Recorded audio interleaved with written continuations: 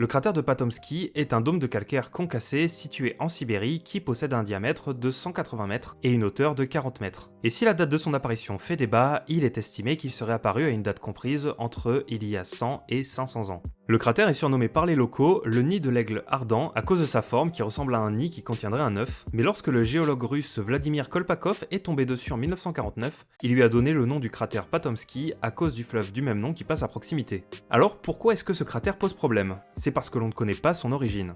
Vu que ce cratère a été découvert en pleine guerre froide, les soviétiques ont eu l'angoisse que c'était le résultat d'un test de bombe atomique d'un autre pays sur leur territoire, et par conséquent, ils ont cherché à cacher cette zone inexplicable. Ce qui justifie que les expéditions d'analyse n'ont pas été faites tout de suite, mais qu'il a fallu attendre 2005 pour que les scientifiques commencent à se pencher dessus. Mais les relevés qui seront faits vont montrer que le niveau de radioactivité n'était pas assez élevé pour démontrer que c'était un test de bombe nucléaire, même s'il a été constaté autour de ce cratère un niveau de radioactivité supérieur à la normale. Mais du coup, vu que l'on ne comprend pas l'origine de ce cratère, plusieurs théories sont apparues, même si aucune d'entre elles n'explique complètement ce mystère. Au départ, il y a eu l'idée que c'était un volcan, mais sachant qu'aucune trace de lave n'a été découverte dans son sous-sol, certains ont émis l'idée que ce serait un cryovolcan. En gros, les cryovolcans sont des volcans qui dégagent non pas de la lave, mais de l'eau chaude, qui se refroidit au contact de l'air et qui retombe en recouvrant les environs de glace si la température est assez basse. On serait donc sur une sorte de geyser à usage unique, la pression de l'eau à cet endroit précis fait tout péter, puis s'évapore. Il y a également eu l'idée que ce cratère aurait été causé par une météorite, ce qui est possible, mais l'impact aurait été si fort que la météorite aurait été engloutie assez loin dans la Terre pour que l'on n'en retrouve aucune trace, et certains relient cet événement à celui de la Tunguska. Ok, petite pause pour expliquer l'événement de la Tunguska.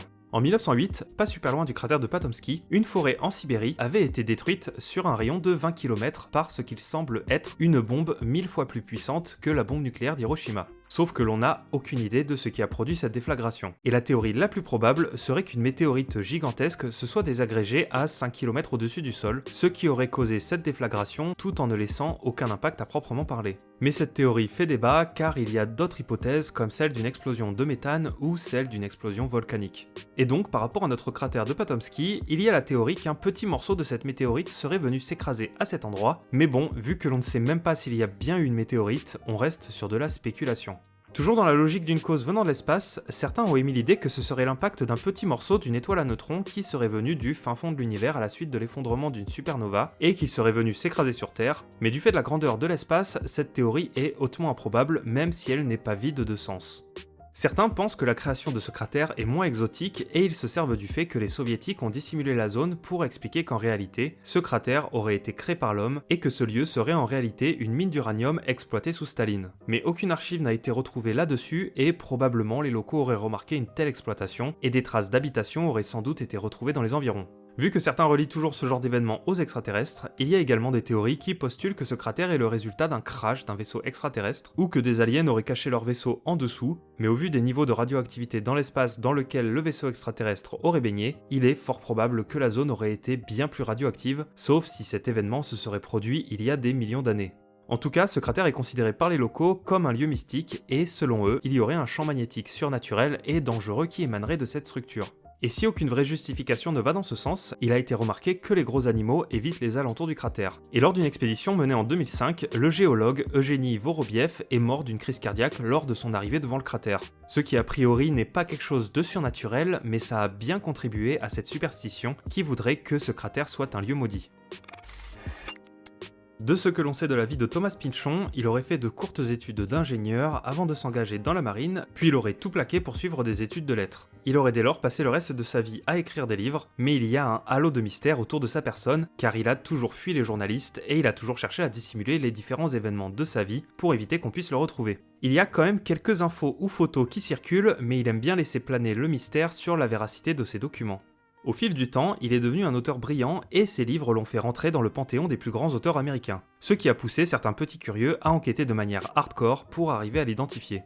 Juste pour vous expliquer à quel point il fallait aller loin pour briser son anonymat, Un jour, des journalistes sont allés récupérer les listes de toutes les personnes qui sont allées faire réparer leur voiture en Amérique, et après de longues investigations complètement illégales, ils ont fini par retrouver sa plaque d'immatriculation. Et après de nouvelles recherches toujours illégales, ils ont fini par le retrouver et ils ont pris une photo de lui. Sauf que Pynchon l'a remarqué et il leur a échangé une interview contre sa photo, alors que de base, il ne donnait aucune interview. Le truc qui fait qu'au-delà du mystère de son identité, il y a beaucoup de rumeurs autour de ses livres, c'est que, même si ces histoires sont un peu farfelues, ces livres partent tous d'une base concrète et réelle, et en général, ça traite de complots qui se sont révélés vrais, ou alors ça s'appuie sur des fantasmes complotistes du genre les sociétés secrètes. Mais s'il n'y a rien d'étonnant de voir des romans qui se basent sur des théories du complot ou sur des opérations secrètes qui ont été révélées par la suite, par rapport aux quelques éléments que l'on connaît de la vie de Thomas Pynchon, il y a des soupçons sur le fait que s'il traite de certains sujets, c'est parce qu'il aurait connaissance d'un certain savoir caché du public qu'il dissimulerait dans ses livres, et l'ambiance fantaisiste qu'il y mettrait aurait pour but de ne pas être pris au sérieux pour mieux cacher ses révélations. Pour justifier cette théorie, par exemple, on sait qu'il s'est marié avec son agent littéraire, Melanie Jackson, qui est l'une des petites filles de Theodore Roosevelt, le président américain qui a dirigé l'Amérique entre 1901 et 1909, et dont l'effigie est présente sur le mont Rushmore. Et donc, du fait de sa famille d'alliance, il aurait pu avoir accès à des documents où il aurait eu des discussions sur des sujets classés secret défense. Au-delà des théories sur ses livres, il y a tellement de théories sur sa vie ou sur son identité que ça part vraiment dans tous les sens. Certains pensent qu'il a été pilote d'avion, d'autres un scientifique, mais on ne sait pas trop dans quel domaine tellement son savoir était avancé et précis dans ses écrits. Il y a même des gens qui pensent qu'il a été trafiquant de drogue et on ne sait pas combien de livres il a écrit sous pseudonyme. Certains pensent même qu'il a écrit un livre sous forme de tweet sous le pseudonyme de Sam Harpoon. Bref, ce mec est entouré de mystères qui n'en sont peut-être pas, car il n'y a rien de vraiment concret, à part un faisceau de suppositions qui n'offre justement que des suppositions. Le rocher de Dayton est un rocher de 40 tonnes qui a été découvert au milieu de nulle part dans le Massachusetts en 1680. La particularité de ce rocher vient du fait que l'une de ses faces était recouverte d'inscriptions et de formes géométriques, et pour le moment, personne ne sait qui a gravé cette pierre ni la signification derrière tous ces signes. Le rocher est resté intouché près de la rivière où on l'a découvert pendant près de 300 ans avant d'être transféré dans un mini-musée qui a été créé pour l'abriter et pour le conserver des dégradations qui commençaient à apparaître. Au fil des siècles, il y a eu tout un tas de théories qui ont émergé sur l'origine et le contenu de ces pétroglyphes. Pour la petite précision, le mot pétroglyphe signifie des dessins symboliques gravés dans la pierre. Je vais commencer par la théorie qui est sans doute la plus probable et qui était également la première à avoir été formulée. John Danforth, le révérend qui a découvert ce rocher, avait postulé l'hypothèse que les inscriptions avaient été faites par un peuple amérindien natif, probablement les Algonquins, et les inscriptions auraient raconté l'histoire d'un peuple hostile qui serait arrivé par bateau et qui serait venu les combattre. Cette théorie prend source sur le fait que tous les artefacts et les pétroglyphes retrouvés aux environs du rocher prouvaient qu'un peuple amérindien y avait habité. Par contre, il n'y a aucune preuve formelle qui atteste que ce soit ce peuple qui a gravé la pierre. En 1767, Ezra Stiles propose une théorie un peu plus large puisqu'il pense que les inscriptions sont en réalité des pétroglyphes phéniciens. C'est-à-dire que la civilisation qui a dominé une partie de notre Liban actuel entre 1200 et 300 avant Jésus-Christ se serait rendue en Amérique durant cette période et leur gravure sur cette pierre aurait été leur moyen de laisser une trace. Comme avec la théorie précédente, la seule preuve est une similarité dans les écritures. Par contre, ça remet en cause le fait que l'Amérique ait été découverte par Christophe Colomb en 1492, et il attribue de fait cette découverte de l'Amérique aux Phéniciens, qui auraient visité ces terres dans un temps bien plus reculé. Cette théorie va avoir son petit succès car de nombreux chercheurs vont dès lors essayer de trouver des ressemblances entre les inscriptions présentes sur le rocher de Dayton et des inscriptions dans toutes les civilisations à travers le monde. Et d'un simple mystère autour d'un rocher, on est passé à des recherches qui essayent de déterminer qui a découvert en premier le continent américain. Une des théories les plus populaires est apparue en 1837 avec Carl Christian Raffn qui va émettre l'idée que les inscriptions sur le rocher de Dayton ont été faites par les Vikings autour du XIe siècle. Et même si cette théorie ne convaincra pas vraiment la communauté d'historiens sur ce sujet précis, il va créer un mouvement de partisans qui vont continuer ses recherches par la suite, et c'est un peu lui qui est à l'origine de la théorie qui voudrait que les Vikings soient les premiers à avoir foulé les terres américaines. Il y a aussi des théories moins populaires qui vont chercher à prouver que les inscriptions sont d'origine portugaise, d'autres chinoises, d'autres japonaises, d'autres israéliennes, et il y a même des théories qui sont plus ou moins crédibles, comme celles qui voient forcément une origine extraterrestre, ou les théories qui relient ces inscriptions à des événements bibliques. Au niveau du décryptage sur le contenu des inscriptions, il y a eu de tout, mais rien n'a été vraiment assez tangible pour vraiment tenir la route. Comme par exemple avec Samuel Harris Jr. qui, en 1807, avait affirmé avoir déchiffré certains symboles, et il y aurait les mots roi, prêtre et idole. Mais bon, son analyse n'a pas convaincu tout le monde, et c'était surtout sa vision de voir les choses. Cela nous amène à une dernière théorie, un peu hors contexte mais intéressante. Des psychologues ont étudié les différentes analyses faites des inscriptions, et face à la diversité d'interprétations qui y sont faites, les inscriptions sur le rocher de Dayton agiraient un peu comme les dessins de Rorschach, qui sont des tests psychologiques basés sur des images abstraites pour comprendre la psyché du patient. et donc, quelque part, il serait possible de se servir des inscriptions de ce rocher comme moyen de déceler la vision du monde propre à celui qui les interprète. L'animisme est la croyance que des esprits possèdent les différentes choses de la nature. Ça va des végétaux aux pierres en passant aux différents objets du quotidien, mais ça concerne aussi le vent, l'électricité, les rêves, et je vais avoir du mal à vous faire une liste exhaustive puisque tout ce qui est inanimé est ou conceptuellement imaginable est potentiellement porteur d'une âme selon cette croyance. Certains pensent, comme Edward Burnett Taylor, avec sa théorie sur les cultures primitives, publiée en 1871, que c'est l'animisme qui a engendré toutes les religions.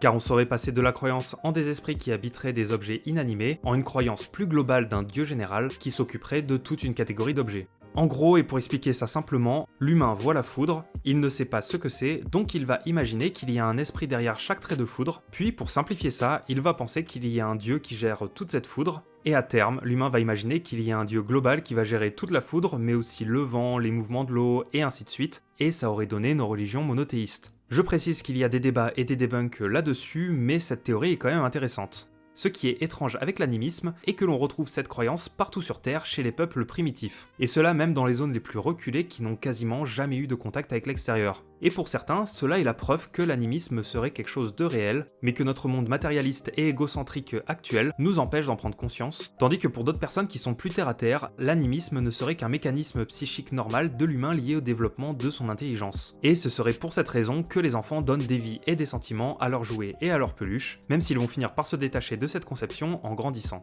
Bref, c'est un gros sujet et je me sens limite honteux de vous avoir caricaturé l'animisme, mais internet est blindé de contenu sur cette croyance si jamais ça vous intéresse. Ce sujet est très vaste, mais on va en faire quelque chose de très court. Le rover Opportunity a pris cette photo sur Mars, et même si la qualité de la photo est dégueulasse, certains estiment que ce rectangle est trop parfait pour être naturel, et il serait possible d'y voir deux personnes qui surveillent les environs. Donc en gros, cette photo prouverait qu'il existe des bunkers sur Mars, et on nous cache le fait que l'on a déjà colonisé cette planète.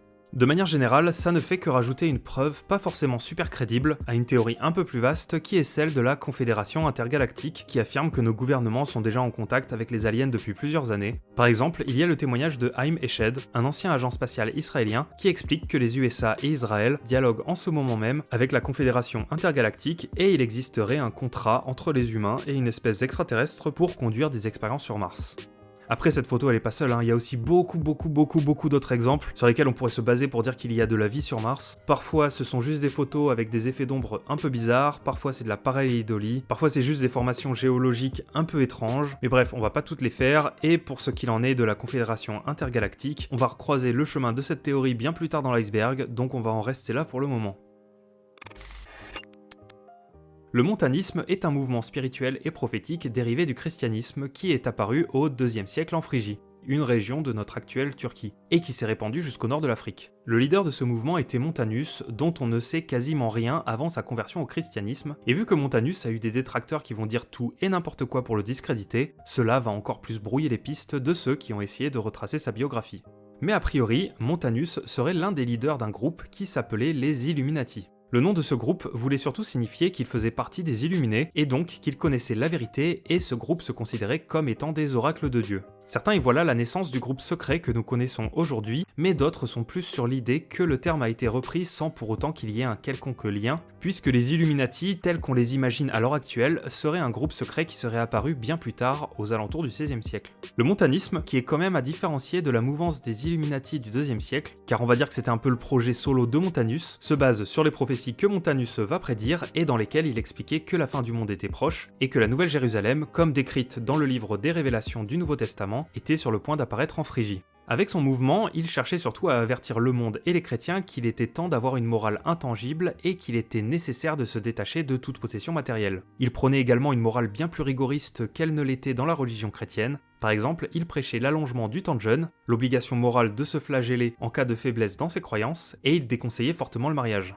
Même si son mouvement religieux va finir par disparaître autour du IXe siècle à cause de législations assez fortes contre ses partisans, car ses prophéties étaient vues comme hérétiques par les chrétiens plus traditionnels, il n'empêche que certains de ses principes vont continuer d'être présents dans certaines analyses théologiques tout au long de l'histoire, et certaines de ses prophéties sont citées et remises au goût du jour pour prouver que la fin du monde est proche. Attention les plus jeunes, sujet Peggy 18. La Sabinch Tomatovich Tape fait référence à un lost media assez dark, en l'occurrence une vidéo porno qui existerait mais qui serait introuvable. L'histoire derrière ce sujet débute avec la rumeur d'un millionnaire japonais qui aurait payé pour produire une vidéo sur l'un de ses fétichismes assez extrêmes, et qui consiste en des relations privées entre des demoiselles et des animaux rampants ou des insectes. Et je ne vous donnerai pas le nom de ce fétichisme, je ne veux pas prendre la responsabilité que vous cherchiez ce terme sur Google.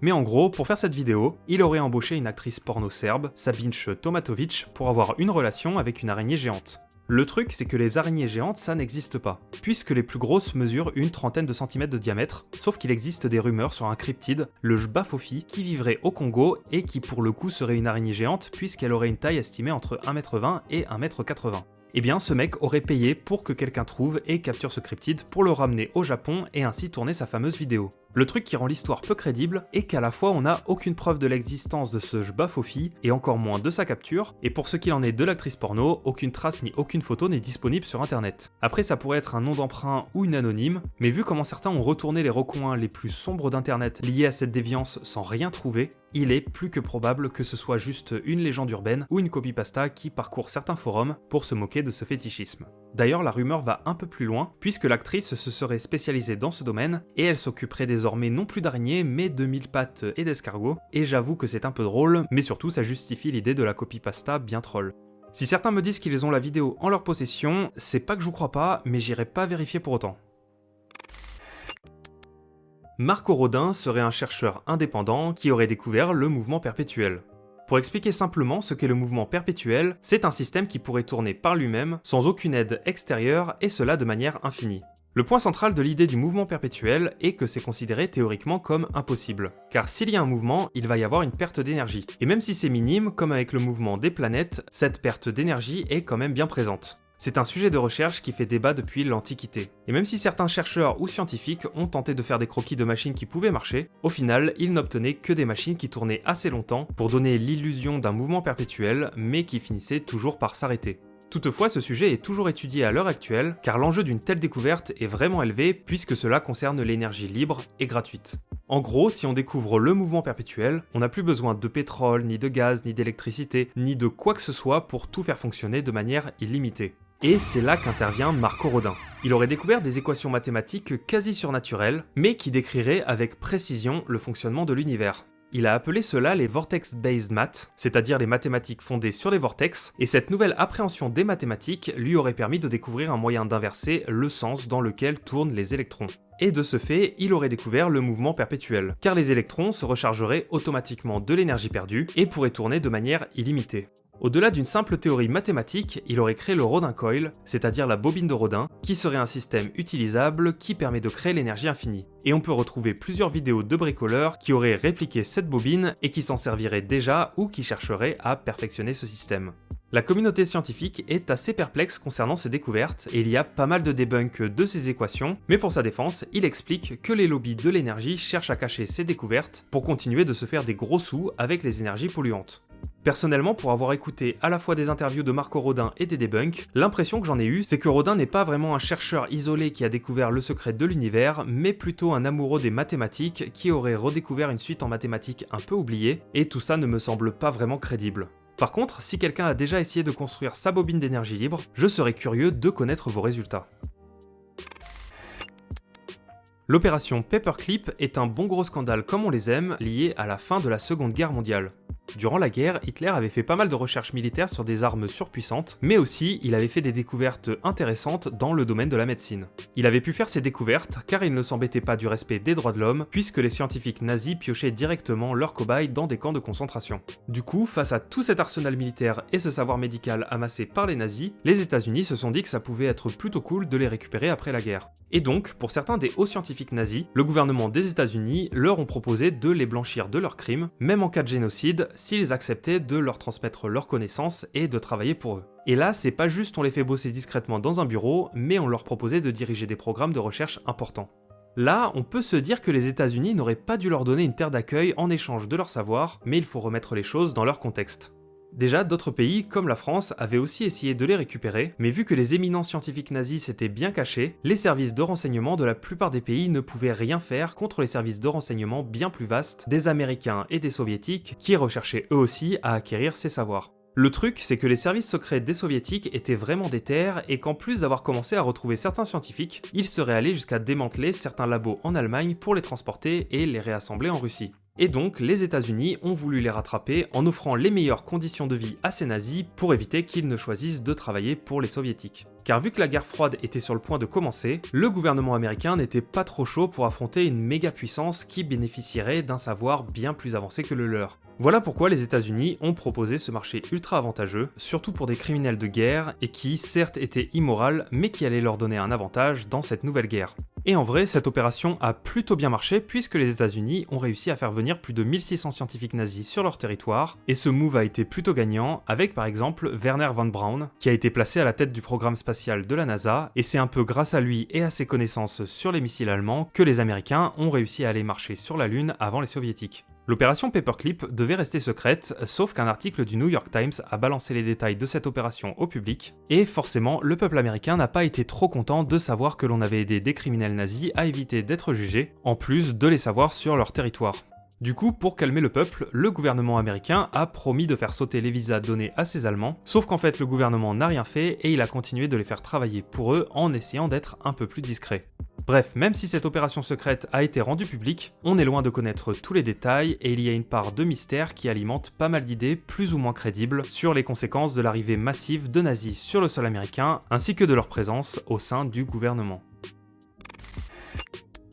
Le manichéisme est une religion qui est apparue au IIIe siècle en Perse, et qui reposait sur la croyance que le monde était séparé en deux royaumes, celui de la lumière et celui des ténèbres. Le prophète de cette religion s'appelait Mani, d'où le nom de manichéisme, et il a énormément voyagé pour prêcher sa doctrine qui au final s'est étendue de l'Afrique du Nord jusqu'à la Chine, en passant par l'Europe et le Moyen-Orient. Pour vous la faire simple, l'idée de cette religion est qu'auparavant l'univers était scindé en deux sans qu'il y ait de contact. D'une part, il y avait le royaume de la lumière, qui est caractérisé par la vie éternelle, le bien et l'amour, et de l'autre côté, il y avait le royaume des ténèbres, qui est constitué de la matière, de la mort et de l'espace-temps. Un jour, le royaume des ténèbres a décidé d'attaquer le royaume de la lumière pour le conquérir, et depuis, il y a un tumulte et des batailles entre ces deux royaumes. Et c'est ce combat divin qui a fait naître l'univers et les hommes. En gros, nous vivons dans le royaume de la lumière, mais le problème est qu'il est constamment assiégé par cette dimension négative qui nous apporte tous nos problèmes comme les maladies, la colère, la tristesse ou encore la mort. Les croyants du manichéisme vont donc chercher à prêcher l'amour, la douceur et tout ce qui est considéré comme vertueux pour repousser l'emprise du royaume des ténèbres sur le monde et dans l'esprit des hommes avec pour objectif final de pouvoir accéder après sa mort au royaume de la vie éternelle. Il y a aussi l'idée que le mal est indestructible et l'objectif du manichéisme n'est pas de le détruire, mais de le repousser pour que les deux dualités, lumière et ténèbres, soient de nouveau séparées de manière fixe, genre il y a une barrière entre eux. Bref, comme pour toutes les religions, il y aurait encore beaucoup à dire sur tout ce qui est philosophie ou application, car si l'idée principale était de prêcher l'amour à son prochain, dans les faits c'était une religion assez extrême. Par exemple, il était interdit de posséder des choses ou de faire des enfants, puisque ce genre d'action donnait de l'importance à la matière et au corps physique, et par conséquent, c'était donner de l'importance au monde des ténèbres. Et c'est sans doute à cause de ce désintérêt envers les possessions matérielles qu'aucune trace originelle de cette religion n'a été retrouvée. Même si certains vont dire que c'est un complot et que des puissants malveillants ont voulu faire disparaître la vérité à propos de notre monde.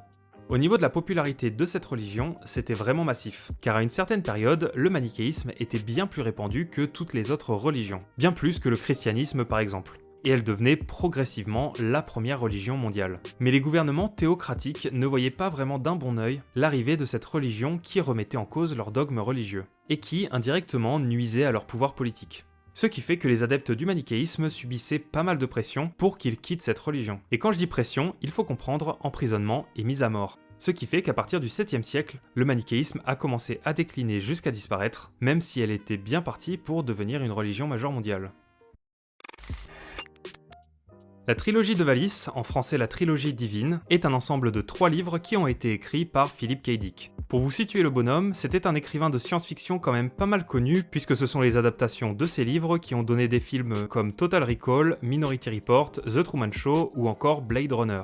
Mais bref, si cette trilogie de Wallis, dont il faut ajouter un livre qui est considéré comme le prologue, est dans cet iceberg, c'est parce qu'il les a écrits après avoir eu plusieurs expériences transcendantales en 1974.